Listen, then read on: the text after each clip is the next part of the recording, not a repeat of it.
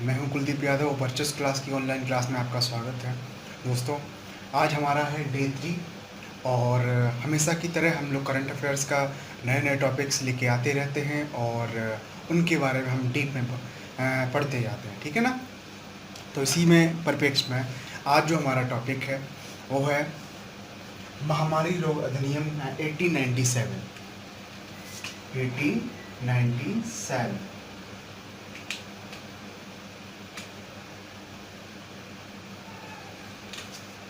तो दोस्तों, ये जो अधिनियम है ये क्या है?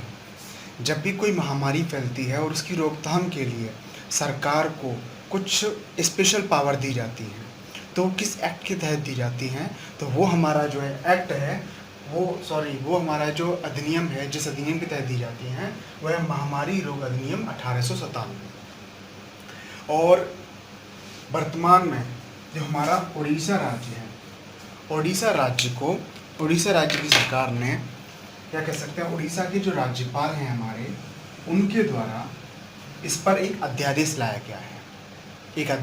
गया है और इस अध्यादेश के तहत महामारी रोग अधिनियम 1897 की धारा 3 में संशोधन किया गया है। ठीक है, दोबारा समझते हैं। महामारी रोग अधिनियम 1897 किसके लिए होता है? ये गवर्नमेंट को महामारी फैलने के समय स्पेशल पावर देने के लिए होता है। उड़ीसा राज्य में राज्यपाल के द्वारा एक अध्यादेश लाया गया है।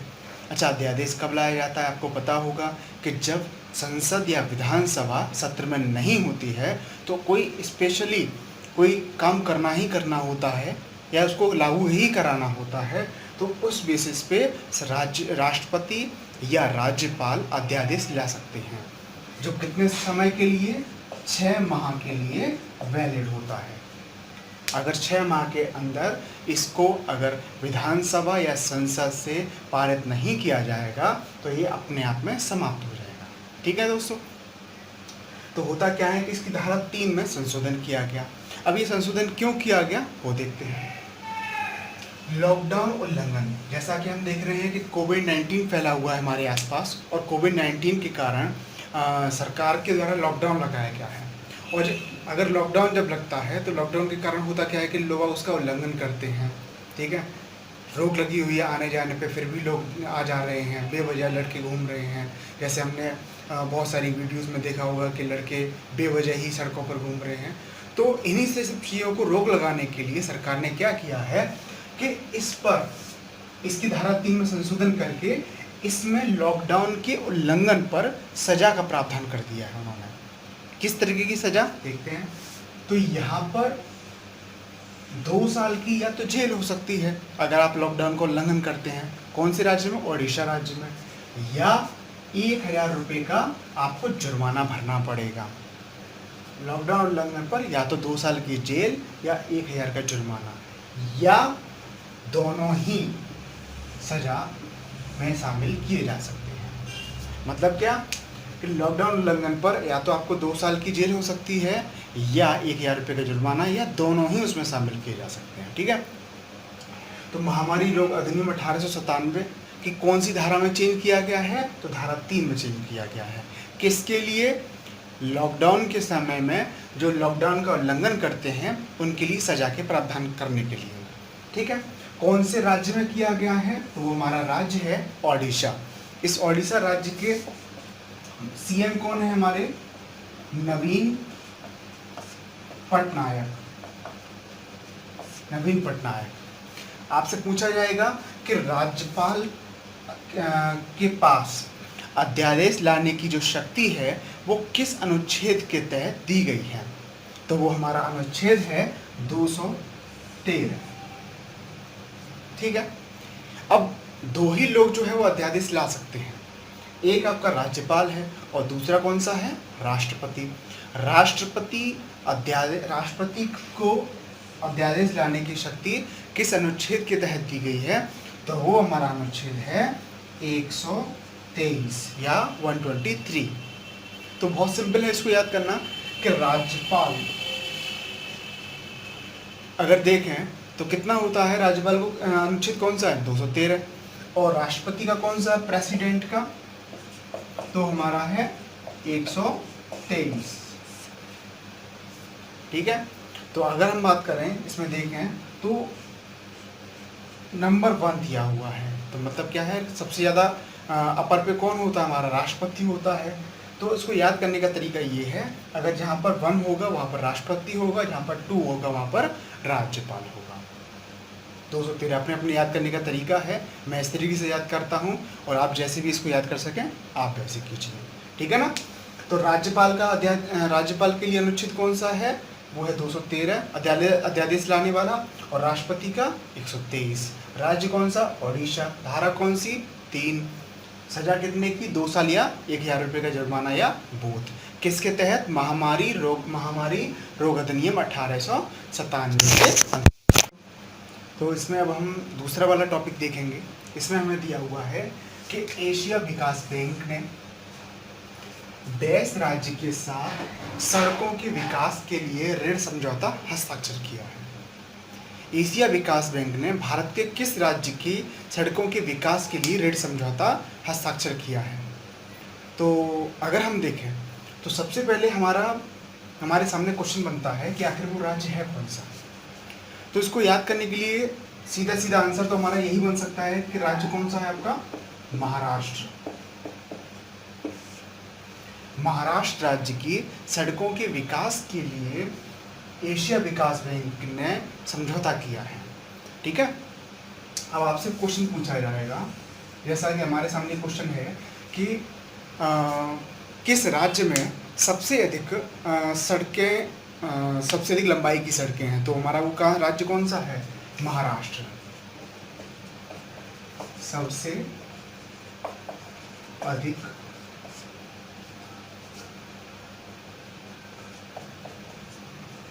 राजमार्ग वाला राज्य कौन सा है हमारा, वो हमारा राज्य है महाराष्ट्र, जहाँ पर सबसे अधिक राजमार्ग हैं।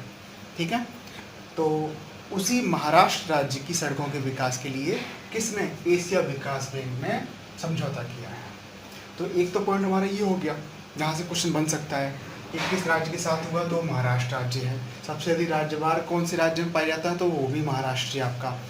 आपसे क्वेश्चन पूछा जाएगा कि ये जो समझौता हुआ है वो कितने रुपए का हुआ है। तो ये जो समझौता हुआ है वो 177 मिलियन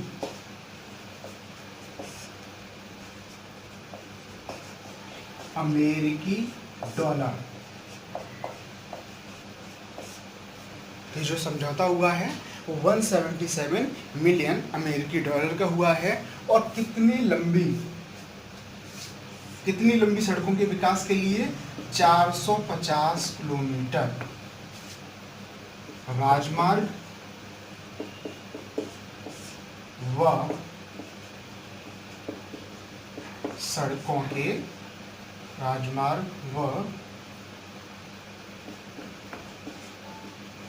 जिला सड़कों के विकास के लिए। ठीक है, तो एशिया विकास बैंक ने किस राज्य के साथ में, भारत के महाराष्ट्र राज्य के साथ में सड़कों के विकास के लिए ऋण समझौता हस्ताक्षर किया है। आपसे पूछा जाएगा सबसे अधिक राजमार्ग, तो वो महाराष्ट्र में है आपका। आपसे पूछा जाएगा कि कितने रुपए का ये समझौता हुआ है, तो वो समझौता हुआ है हमारा 177 मिलियन अमेरिकी डॉलर का हुआ है। ठीक है, अच्छा आपसे पूछा जाएगा कि कितना लंबा राजमार्ग, कितने लंबाई के लिए, तो वो हमारा है 450 किलोमीटर के राजमार्ग व जिला सड़कों के विकास के लिए हुआ है। ठीक है, तो कितने क्वेश्चन बन गए हमारे साथ, 3-4 क्वेश्चन यहाँ पे बन गए। एक क्वेश्चन हमारे सामने और बनता है इसको साथ ही साथ लेकर कि एशिया विकास बैंक, इसका मुख्यालय कहाँ पर है। तो इसका मुख्यालय जो है आपका, मुख्यालय वो है हमारा मनीला, फिलीपींस में। मनीला फिलीपींस में। अब आपके सामने एक क्वेश्चन ये है, अभी कमेंट में करके बताइए कि फिलीपींस जो है वो कौन से सागर में पड़ता है, ये आपको बताना है। ठीक है, तो कोई दिक्कत नहीं है यहाँ पर। एशिया विकास बैंक ने महाराष्ट्र के साथ समझौता किया है और कितने का, $170 का, और कितना लंबा राजमार्ग हमारा 450 किलोमीटर, और इसका मुख्यालय कहाँ पर है आपका, मनीला फिलीपींस में है। ठीक है, आगे बढ़ते हैं। तो अगला हमारा जो है वो है ऑपरेशन समुद्र सेतु। ठीक है, तो ऑपरेशन समुद्र सेतु ये किसके द्वारा चलाया गया या किसके तहत चलाया गया? तो ये भारतीय नौसेना के द्वारा चलाया गया, इंडियन नेवी के द्वारा चलाया गया था। क्यों चलाया गया? क्योंकि कोविड-19 के समय में जब सभी देशों में, इंडिया, एशिया के बहुत सारे देशों में कोरोना वायरस बहुत तेज़ी से फैल रहा था, जिसके कारण होता क्या है कि सभी जो आवागमन के जो साधन थे वो बंद कर दिए गए थे, और बंद कर देने के कारण होता क्या है कि लोगों को आने जाने में खासा परेशानी का सामना करना पड़ रहा था, और वहाँ पर जो फंसे हुए लोग थे जो अपने कंट्री वापस आना चाहते थे और उन्हें किसी भी तरीके से सहायता मुहैया नहीं हो पा रही थी, तो इसी कारण भारत सरकार ने खुद से उन लोगों को वापस लाने के लिए एक मुहिम चलाई। किसके द्वारा? भारतीय नौसेना के द्वारा। कौन सी थी? ऑपरेशन समुद्र सेतु, जिसके तहत कोविड-19 के दौरान विदेशों में फंसे भारतीय नागरिकों को लाने हेतु ये चलाया गया था ऑपरेशन। ठीक है, अच्छा, आपसे क्वेश्चन पूछा जाएगा कि इन व्यक्तियों को भारत के कौन से शहर या कौन से बंदरगाह पर उतारा गया था? तो इन व्यक्तियों को केरल राज्य के कोचीन बंदरगाह पर उतारा गया था।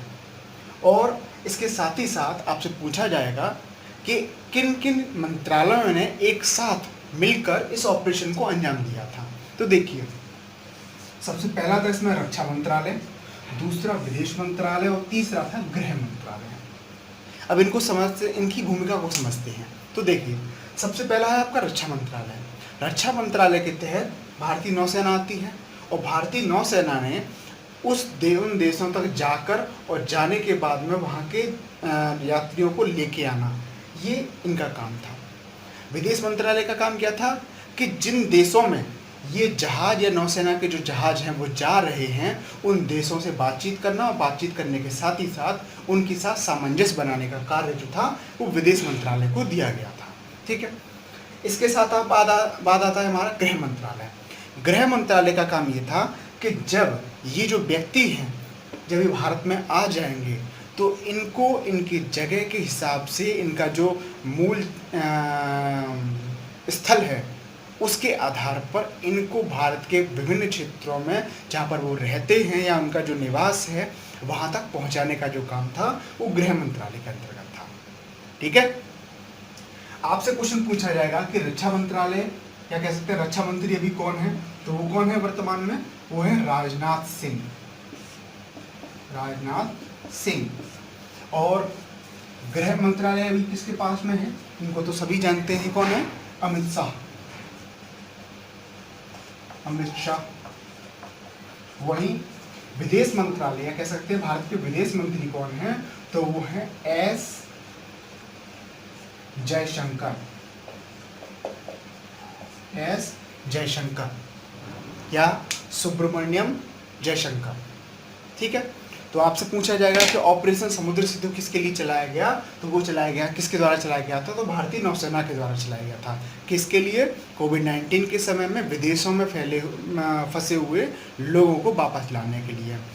कौन से शहर में उतारा गया इनको? तो कोचीन बंदरगाह पर उतारा गया था, या कोचीन शहर में उतारा गया था। ठीक है, अच्छा, कौन कौन से मंत्रालयों ने मिलकर इस काम को अंजाम दिया था? तो रक्षा मंत्रालय, विदेश मंत्रालय और गृह मंत्रालय। रक्षा मंत्री जानते हैं आप, राजनाथ सिंह हैं। विदेश मंत्री हैं आपके एस जयशंकर, और गृह मंत्री हैं आपके अमित शाह। ठीक है, आगे बढ़ते हैं हम। अब हम शुरू कर रहे हैं पुरस्कार व सम्मान। ठीक है, तो इस पुरस्कार और सम्मान में जो पहला हमारा पुरस्कार है वो है ऑर्डर ऑफ राइजिंग सन। कौन सा? ऑर्डर ऑफ राइजिंग सन।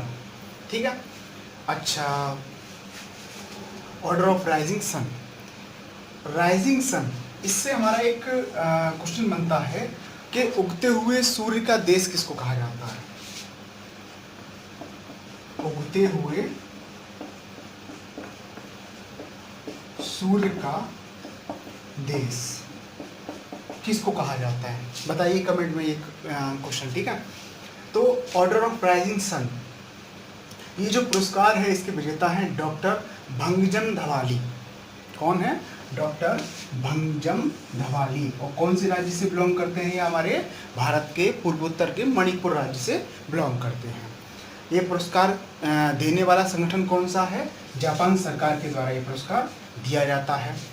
कारण क्या है कि भारत व जापान के बीच में बेहतर संबंध बनाने के लिए या संबंध स्थापित करने वाले व्यक्ति को ये पुरस्कार दिया जाता है। तो ये पुरस्कार किसको दिया गया है? डॉक्टर भंगजम धवाली को।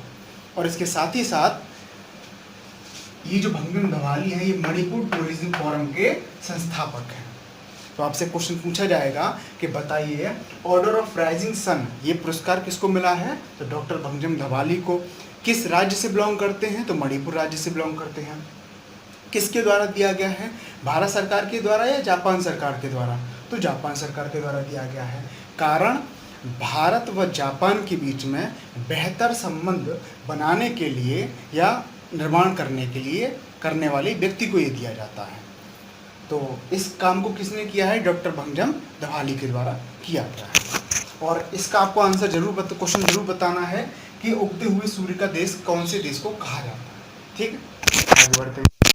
तो इसी में अगला जो हमारा टॉपिक है वो देखते हैं।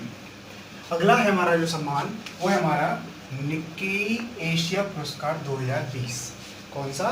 निक्केई एशिया पुरस्कार 2020। तो अगर हमारा सबसे पहले क्वेश्चन बनता है ये किसके द्वारा दिया जाता है? तो ये जो दिया जाता है वो जापान सरकार के द्वारा दिया जाता है। इससे पहले वाला हमारा कौन सा था? ऑर्डर ऑफ राइजिंग सन।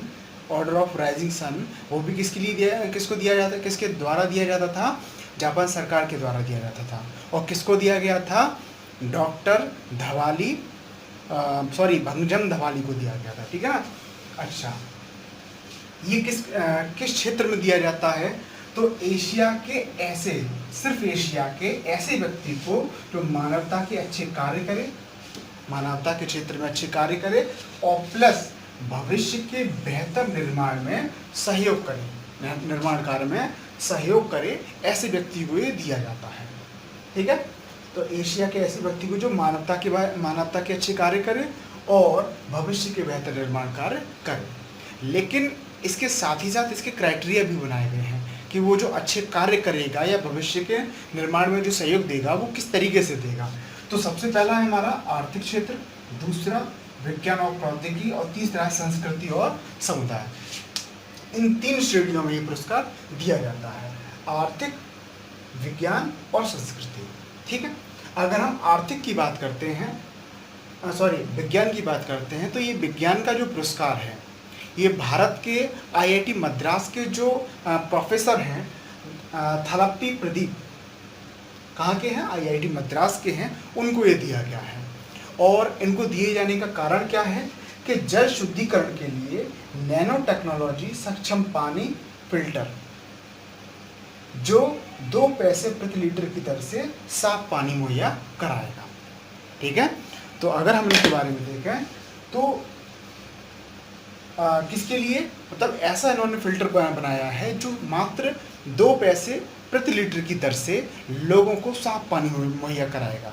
हम देखते हैं कि जैसे जैसे टाइम आगे बढ़ रहा है भूमिगत जल जो है वो धीरे धीरे कम होता जा रहा है और कम होने के कारण लोगों के सामने बहुत सारे शहरों में अभी भी पीने वाले पानी की शॉर्टेज हो गई है, कमी हो गई है। तो इन्हीं सब चीज़ों को देखते हुए क्या किया है इन्होंने, एक नैनो टेक्नोलॉजी सक्षम पानी फिल्टर बनाया है जो मात्र 2 पैसे प्रति लीटर की दर से पानी मुहैया करा सकेगा या पानी को साफ कर सकेगा। ठीक है। अच्छा, कितनी श्रेणियों में दिया जाता है ये वाला पुरस्कार? तो 3 श्रेणियों में, आर्थिक और व्यावसायिक, विज्ञान और प्रौद्योगिकी और संस्कृति और समुदाय को। ठीक है। आर्थिक और व्यावसायिक और संस्कृति और समुदाय ये भारत के किसी व्यक्ति को नहीं दिए गए, ये अन्य देशों के, इनमें से एक नेपाल के व्यक्ति को दिया गया है और दूसरा जो है हमारा वो मलेशिया के व्यक्ति संस्था को दिया गया है। ठीक है। लेकिन हमें कौन सा ध्यान रखना है? हमें सिर्फ ध्यान रखना है विज्ञान और प्रौद्योगिकी वाला, जो कि हमारे आईआईटी मद्रास के जो प्रोफेसर हैं थलप्पी प्रदीप को दिया गया है। ठीक है। किसके द्वारा दिया जाता है? तो जापान सरकार के द्वारा ये पुरस्कार दिया जाता है। और किसके लिए? मानव एशिया के ऐसे व्यक्ति को जो मानवता के अच्छे कार्य करे और भविष्य के बेहतर निर्माण में सहयोग करे। ठीक है, तो इस सेगमेंट से काफ़ी सारे हमारे क्वेश्चन बनते हैं। किसके द्वारा दिया जाता है? जापान सरकार के द्वारा दिया जाता है। किसके लिए? मानवता के अच्छे कार्य व बेहतर भविष्य निर्माण के लिए। कौन से व्यक्ति को? सिर्फ एशिया के व्यक्ति को। अच्छा, इसके साथ ही साथ कितनी श्रेणियों में दिया जाता है? 3 श्रेणियों में। थलप्पिल प्रदीप को कौन सी श्रेणी में दिया गया है? तो विज्ञान और प्रौद्योगिकी में। आपसे क्वेश्चन पूछा जा सकता है कि थलप्पिल प्रदीप को कौन सी श्रेणी में निक्केई एशिया पुरस्कार दिया गया है? तो कौन सी श्रेणी में दिया गया है? विज्ञान और प्रौद्योगिकी में। आपसे पूछा जाएगा कि थलप्पिल प्रदीप जो हैं वो कौन से आईआईटी के प्रोफेसर हैं? तो वो आईआईटी मद्रास के हैं। और जो पानी मुहैया कराया जाएगा वो किस रेट से दिया जाएगा? किस रेट से साफ़ हो सकेगा? तो 2 पैसे प्रति लीटर की दर से साफ पानी मुहैया कराया जा सकेगा। ठीक है, आगे बढ़ते हैं दोस्तों। अगला जो है हमारा पुलित्जर पुरस्कार। जैसा कि आप जानते होंगे कोविड-19 के समय में सबसे ज़्यादा जो इम्पोर्टेंट रोल अदा किया है वो स्वास्थ्य कर्मियों का रहा है, पुलिस वालों का रहा है, और इसके साथ ही साथ हम लोगों को सूचनाएं आदान प्रदान करना, या इसके साथ ही साथ हम लोगों की मदद करने के लिए जो मदद करने वाला जो ग्रुप है वो है हमारा पत्रकारिता। तो पत्रकारों के द्वारा भी काफ़ी सहयोग किया गया है हम लोगों को कोविड-19 के समय में। तो अब हम बात कर रहे हैं जो पुलित्जर पुरस्कार की। तो ये जो पुलित्जर पुरस्कार है ये पत्रकारिता के क्षेत्र में दिया जाने वाला अमेरिका का सबसे बड़ा पुरस्कार है, या फिर कह सकते हैं कि हमारा विश्व का सबसे बड़े पुरस्कारों में से आता है पत्रकारिता के क्षेत्रों में। तो देखते हैं, तो हमारा है पुलित्जर पुरस्कार, जो कि किस क्षेत्र में दिया जाता है? पत्रकारिता के क्षेत्र में दिया जाता है। और किसका? यूएसए का सबसे बड़ा पुरस्कार है और विश्व के बड़े पुरस्कारों की श्रेणी में आता है। अगर हम इसमें बात करें श्रेणियों की, तो इसकी काफ़ी सारी श्रेणियाँ होती हैं, लेकिन हमारे लिए सिर्फ 2 ही इम्पोर्टेंट हैं। एक है आपकी उपन्यास वाली और दूसरी फोटोग्राफी वाली।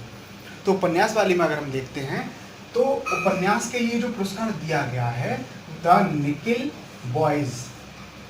बॉयज़ उपन्यास है उसको दिया गया है ये, और इसके राइटर जो हैं वो कॉल्सन व्हाइटहेड हैं। द निकिल बॉयज़ के राइटर कौन है? Coulson whitehead. और फोटोग्राफी के क्षेत्र में दिया जाने वाला जो पुरस्कार है वो इन 3 व्यक्तियों को दिया गया है, दार यासिन, मुख्तार खान और चन्नी आनंद। कोविड-19 के समय में फोटोग्राफी करने के लिए सबसे बड़ी इनको ये पुरस्कार दिया गया है। और ये कौन से देश से बिलोंग करते हैं? अपने भारत से बिलोंग करते हैं। ठीक है, तो वहीं आपसे क्वेश्चन पूछा जा सकता है कि बताइए पुलित्जर पुरस्कारों की श्रेणी में, फोटोग्राफी की श्रेणी में ये बताइए कि किन 3 व्यक्तियों को दिया गया है, या कह सकते हैं कि किन 3 व्यक्तियों के किस व्यक्ति को नहीं दिया गया है। 4 ऑप्शन दे देंगे तो हमारा कौन सा है? दार यासिन है, मुख्तार खान है और चन्नी आनंद है। इसमें से एक जो अदर ऑप्शन होगा वो हमारा इसमें नहीं होगा। आपसे पूछा जाएगा कि बताइए द निकिल बॉयज़ उपन्यास जो है वो किस राइटर का है? तो किसका है? कॉल्सन व्हाइटहेड का। ठीक है, आपसे क्वेश्चन पूछा जाएगा कि पुलित्जर पुरस्कारों की श्रेणी में, उपन्यास की श्रेणी में ये पुरस्कार किसको दिया गया है? तो कॉल्सन व्हाइटहेड को दिया गया है। किस उपन्यास को दिया गया है? तो द निकिल बॉयज़ को दिया गया है। फोटोग्राफी की श्रेणी में दार यासिन, मुख्तार खान और चन्नी आनंद को दिया गया है। किस क्षेत्र में दिया जाता है? पत्रकारिता की श्रेणी में। और किसका? यूएसए का सबसे बड़ा पुरस्कार है। ठीक है, चलते हैं दोस्तों। आज हमारा सेगमेंट यहीं तक रहेगा, और आप लोगों के जैसे जैसे रिव्यूज़ आ रहे हैं मैं उनको देख रहा हूँ। और इसके साथ ही साथ आप चैनल को लाइक कीजिए, सब्सक्राइब कीजिए और अपने दोस्तों को शेयर कीजिए। नमस्ते दोस्तों।